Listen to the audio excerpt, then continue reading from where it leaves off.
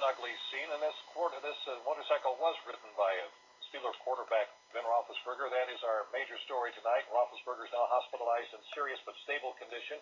He was injured when his motorcycle collided with a car at the intersection of 2nd Avenue and the 10th Street Bridge. He is now being treated at Mercy Hospital. And it did not take long for today's news to spread throughout the Steeler Nation. This evening, fans are reacting to Roethlisberger's accident. Ross Gadati is live now with this part of the story. Ross? You know, you've heard everything from genuine sympathy to actual elements of contempt in some people's voices for what happened to Ben Roethlisberger. But I talked to a man who makes money off of how the Steelers do. And he says right now how the Steelers fare, well, that really doesn't matter. By late afternoon, the strip where Roethlisberger is king, and the black and gold number 7 makes a lot of vendors serious green. Word of the crash was still sinking in. And it's almost, right now, it's almost a little bit of a pall that has come over us and the fan.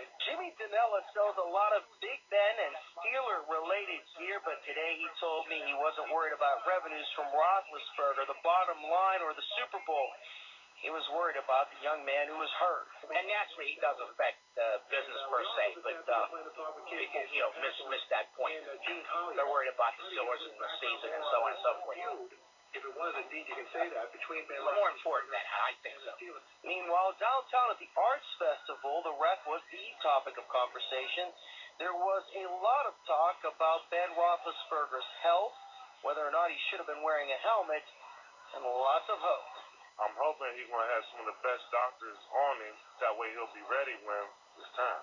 My kids don't ride their bikes without helmets. I'm worried about Ben himself, definitely. As for what it's been like for a reporter on the story so far, this is the first time when it comes to doing man-on-the-street interviews that I've had no problem getting people to talk. There are a lot of people interested, people coming up to the live truck, knocking on the door, saying the same thing over and over. What's the latest with Ben? What they are looking for right now is simply some good information on his condition, because you've heard everything. You've heard rumors running around here on Point State Park as to what's wrong with him, what isn't wrong with him. He'll be back for the beginning of the season. He'll never play again. I guess we just have to wait and see what his condition is. Downtown, Ross Gadati, KDKTV News.